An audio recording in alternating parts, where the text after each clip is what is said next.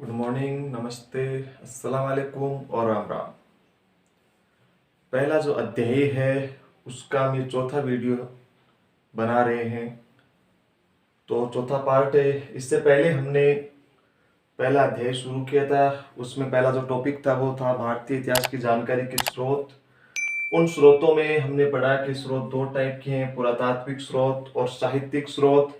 फिर उसमें हमने पढ़ा था कि पुरातात्विक स्रोतों में उत्खनन से प्राप्त अवशेष या पुरावस्तु, उसके बाद अभिलेख, सिक्के, मोहरे, स्मारक भवन, मूर्तिकला और चित्रकला। एक पहले वीडियो में हमने इस टॉपिक को पढ़ा था। उसके बाद हमने बात की थी साहित्यिक स्रोतों की। साहित्यिक स्रोत जो है वो धार्मिक है, धर्मेतर है, दो प्रकार के हैं। फिर हमने धार्मिक स्रोतों में बात की थी दूसरे वीडियो में ब्राह्मण साहित्य की या वैदिक साहित्य की या हिंदू साहित्य की। ब्राह्मण साहित्य में वेद थे, वेद चार थे, फिर उपवेद है, ये भी चार है, फिर संहिता है, आरण्यक है, उपनिषद, पुराण, महाकाव्य, स्मृतियां। ये हमने दूसरी क्लास या दूसरे वीडियो के अंदर पढ़ा था। फिर हमने बात की थी तीसरी क्लास के अंदर बौद्ध और जैन साहित्य की। बौद्ध साहित्य की बात करें तो बौद्ध साहित्य में त्रिपिटक है, उसके अलावा जातक कथाएं हैं, पाली भाषा के ग्रंथ थे जिसमें दीपवंश, महावंश, मिलिंदपनो था। संस्कृत भाषा के ग्रंथ थे, उसमें महावस्तु, ललित विस्तार, बुद्ध चरित, शोधरानंद। तो इस प्रकार के ये बौद्ध ग्रंथ हो गया। फिर हमने इसी तीसरी क्लास में बात की थी जैन साहित्य की। उसमें जैन जो साहित्य उसको आगम कहा जाता है। उसके अलावा आचरण सूत्र, भद्रबाहुचरित है, कल्प सूत्र है, भगवती सूत्र है। तो इस प्रकार से हमने तीन क्लास है वो ले ली है उस, और इन तीन क्लास के अंदर हम पुरातात्विक स्रोत और धार्मिक स्रोतों में धार्मिक स्रोत पढ़ चुके हैं। आज हम बात करने वाले हैं धर्मेतर साहित्य की। देखिए, धर्म पर आधारित धार्मिक साहित्य और धर्म के बाद जो साहित्य लिखा गया है वो धर्मेतर साहित्य कहलाता है। धर्मेतर जो साहित्य है, धर्मेतर साहित्य देखिए चार टाइप का है। एक तो ऐतिहासिक ग्रंथ जो राजा महाराजा पर लिखे गए हैं, जिनसे राजा जो है या शासक है उनकी राजनीतिक घटनाएं, उनका सामाजिक जीवन, धार्मिक जीवन और उनके आर्थिक जीवन की जानकारी मिलती है। उसके बाद विशुद्ध साहित्य ग्रंथ, इसमें नाटक, कहानियां, उपन्यास, व्याकरण ग्रंथ वो आने वाले हैं विशुद्ध साहित्य ग्रंथों में। उसके बाद पढ़ेंगे क्षेत्रीय साहित्य और उसके बाद पढ़ने वाले हैं विदेशी साहित्य। आज का हमारा जो टॉपिक रहेगा वो ऐतिहासिक ग्रंथ और विशुद्ध साहित्य ग्रंथ रहने वाला है।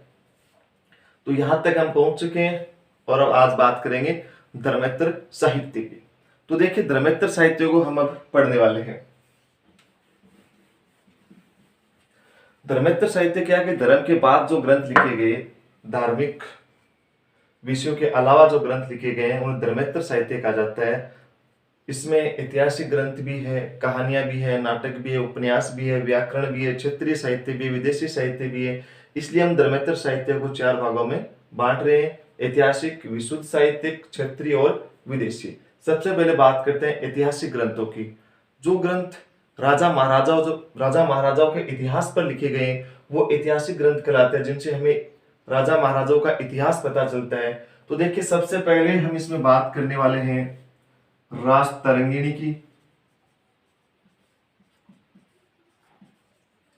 ये जो राजतरंगिणी ग्रंथ है, इसके जो लेखक है वो है कल्हण। राजतरंगिणी जो ग्रंथ है इसके लेखक कौन है? कल्हण है। इस पुस्तक से हमें कश्मीर के इतिहास का पता चलता है। इस ग्रंथ से हमें कश्मीर के इतिहास की जानकारी मिलती है। तो ये हो गई राजतरंगिणी। प्रश्न बोर्ड एग्जाम में पूछा भी गया है 2019 में। चार पुस्तकें दी थी, चार ग्रंथ दिए थे और उनके सामने चार लेखकों के नाम दिए थे और 2 अंक का प्रश्न था। और उसमें प्रश्न था कि निम्नलिखित को सुमेलित कीजिए। तो उसमें से एक नाम था राजतरंगिणी और उसका लेखक कौन है? कल्हण। इसे आपको सुमेलित करना था। यहां से प्रश्न 2019 में आया हुआ है। उसके बाद बात करते हैं अर्थशास्त्र की।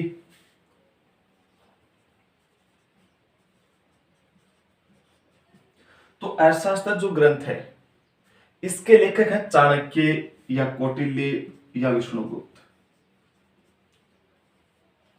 कौटिल्य या चाणक्य।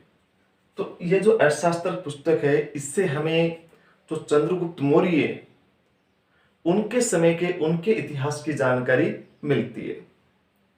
इस पुस्तक में चाणक्य ने राज प्रबंध, अर्थशास्त्र, सामाजिक जीवन, धार्मिक जीवन, आर्थिक जीवन, इन विषयों का उल्लेख किया है।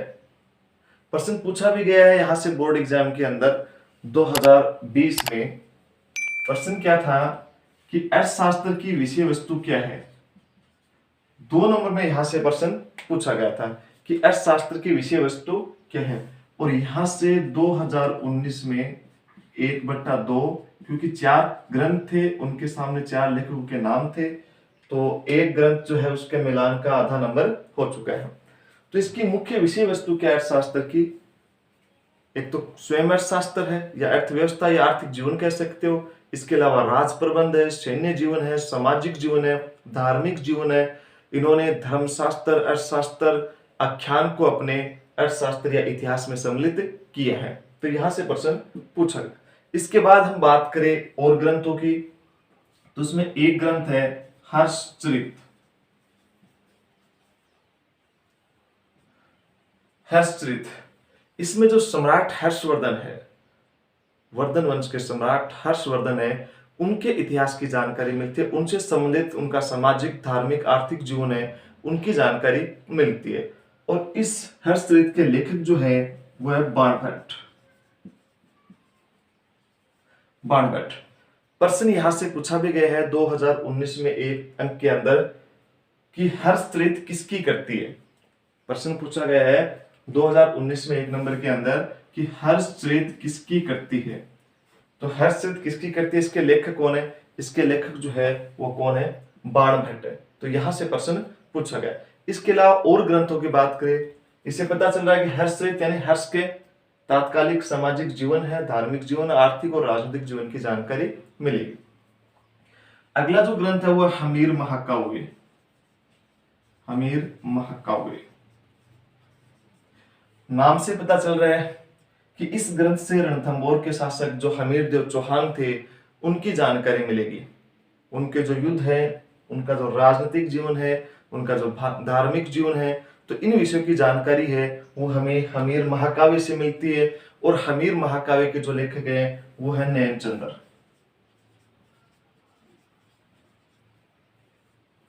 तो हमीर महाकाव्य से हमें हमीर और उससे संबंधित जानकारी मिलेगी। इसके अलावा एक ग्रंथ हमारे पास है पृथ्वीराज विजय।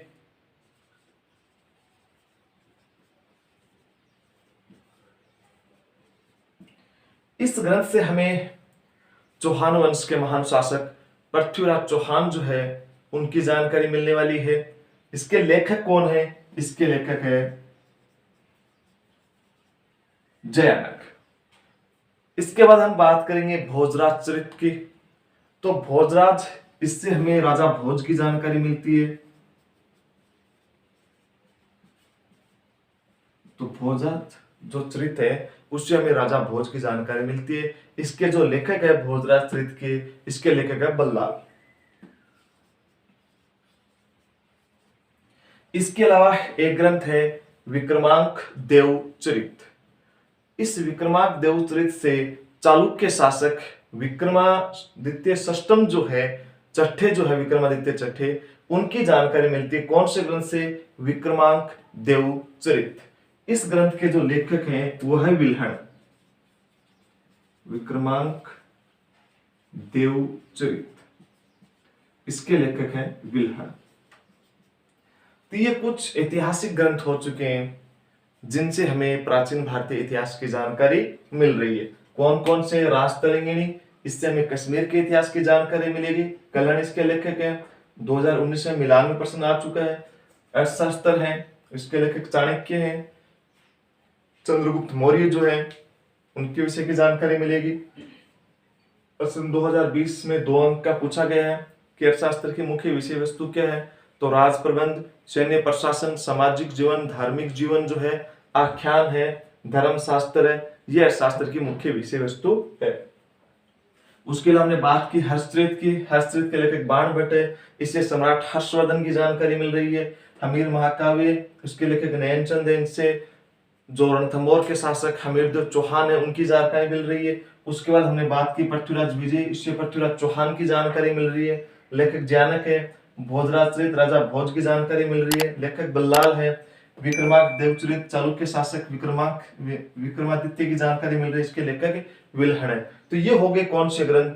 ऐतिहासिक ग्रंथ जो इतिहास पर लिखे गए, जो राजा की प्रशंसाओं में लिखे गए, राजा की पूरी दैनिक जीवन है, उनकी राजनीतिक घटनाएं हैं, उनका धार्मिक सामाजिक जीवन है, तो उन पर ये लिखे गए ग्रंथ ऐतिहासिक ग्रंथ है, जिसको हम पढ़ चुके हैं। अब हम बात करने वाले हैं विशुद्ध साहित्यिक ग्रंथ। इसमें नाटक, कहानियां, उपन्यास, व्याकरण, काव्य आदि ग्रंथ आने वाले हैं। लेकिन ये उस समय के प्राचीन ग्रंथ थे, तो नाटक के साथ साथ, कहानियों के साथ साथ ये उस समय के राजा महाराजाओं की भी जानकारी देते हैं। वहां के जो प्राचीन समय का जो सामाजिक जीवन था, धार्मिक जीवन था, आर्थिक जीवन था, सैन्य प्रशासन था, राजनीतिक जीवन था, तो एक मनोरंजन के साथ साथ ये प्राचीन इतिहास की भी जानकारी दे रहे हैं। कौन से ग्रंथ है? विशुद्ध साहित्य। कौन क्या क्या शामिल है? नाटक है, कहानियां है, उपन्यास है, व्याकरण है, क्या काव्य है, ये इसमें शामिल होने वाले हैं। तो सबसे पहले हम बात करते हैं अष्टाध्यायी की।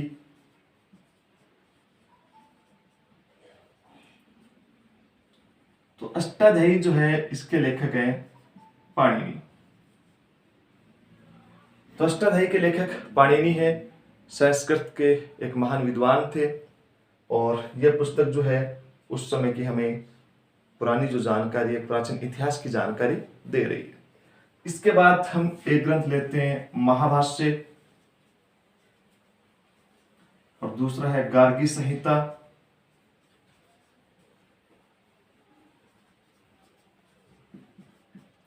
इनके लेखक है पतंजलि।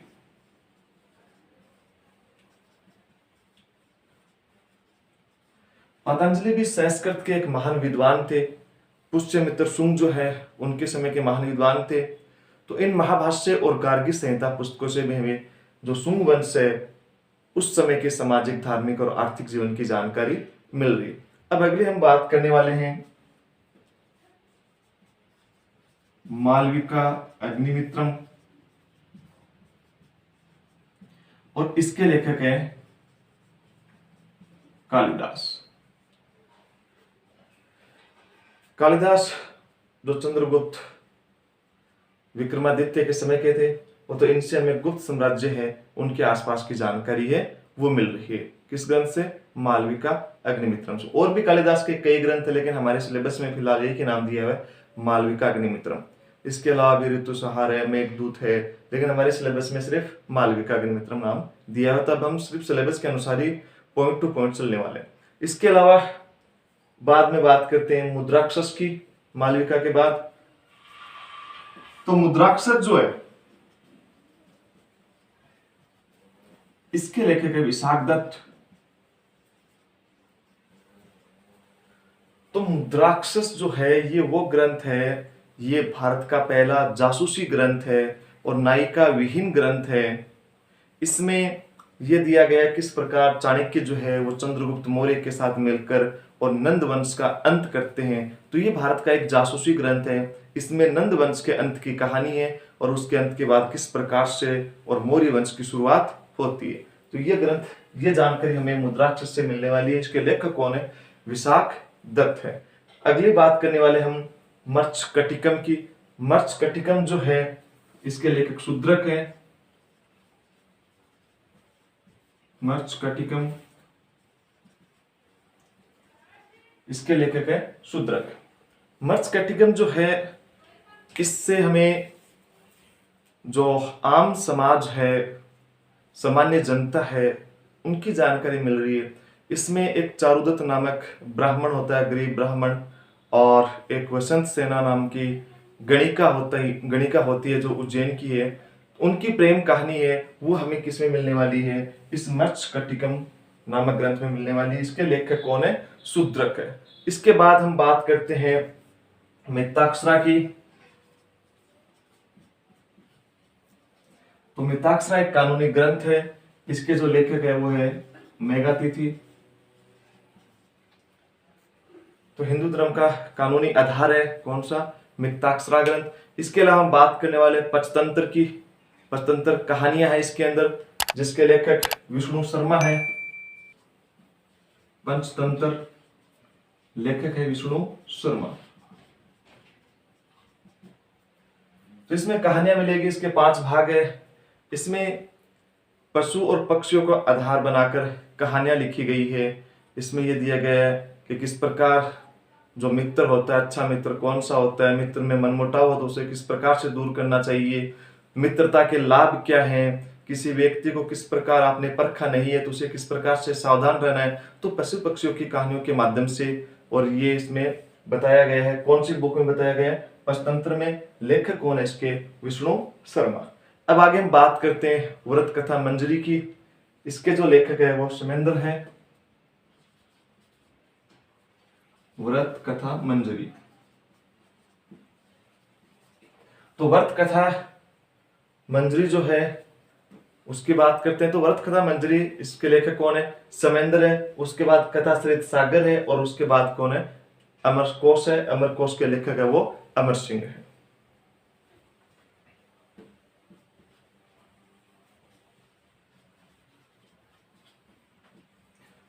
कथाश्रित सागर है,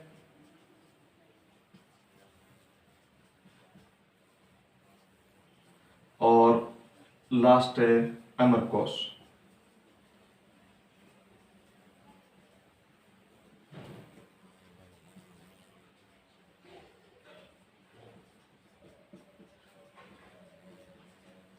तो ये हो गए विशुद्ध साहित्यिक ग्रंथ। तो आज हमने ऐतिहासिक ग्रंथ पढ़े हैं और विशुद्ध साहित्य ग्रंथ पढ़े हैं।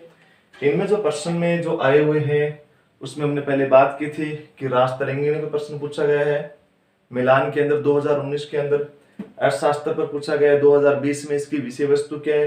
हर्षचरित का लेखक पूछा गया है 2019 में 1 नंबर में कि हर्षचरित किसकी कृति है। उसके अलावा जो प्रश्न पूछे गए हैं, एक मर्चकटिकम पर पूछा गया है और दूसरा पंचतंत्र पर पूछा गया है। तो मर्चकटिकम यहां से प्रश्न पूछा गया है, और पंचतंत्र और एक जो राज तरंगिणी है यहां से। तो देखिए, इसमें हमने बात की थी कि 2019 में एक प्रश्न आया था कि निम्नलिखित को सुमेलित कीजिए। तो उसमें कौन कौन सी पुस्तकें थी? राज तरंगिणी थी, मर्चकटिकम थी और पंचतंत्र। 3 ग्रंथ तो ये थे, और चौथा जो ग्रंथ था वो था इंडिका। इंडिका जो ग्रंथ है उसको हम यहां पढ़ेंगे विदेशी साहित्य में। तो इस प्रकार से 4 नाम दिए गए थे 2019 में, राजतरंगिणी, मर्चकटिकम, पंचतंत्र और इंडिका। इनके सामने इनके लेखकों के नाम थे। मैग्सनीज था, कलहण था, विष्णु शर्मा था, शूद्रक था। तो हमें उनमें सुमेलित करना था। फिर यह प्रश्न पूछा गया था 2020 में 2 नंबर में कि अर्थशास्त्र की मुख्य विषय वस्तु क्या है, और 2019 में एक प्रश्न पूछा गया था कि हर्षचरित है वो किसकी करती है। तो इस प्रकार से हम पहुंच चुके हैं जो भारतीय इतिहास की जानकारी के प्रमुख स्रोत है उसमें विशुद्ध साहित्यिक स्रोतों तक पहुंच चुके हैं। उसके बाद हम अगले वीडियो में बात करने वाले हैं क्षेत्रीय साहित्य की, और उसके बाद विदेशी साहित्यों की, और उनके बाद वंशावली है, उन वंशावलियों का उल्लेख करने वाले हैं। तो ये हम अगले वीडियो में पढ़ने वाले हैं। तो हमारे इस टॉपिक के 4 वीडियो हो चुके हैं और यहाँ तक पहुँच चुके हैं। कुछ समस्या हो तो आप पूछ सकते हो।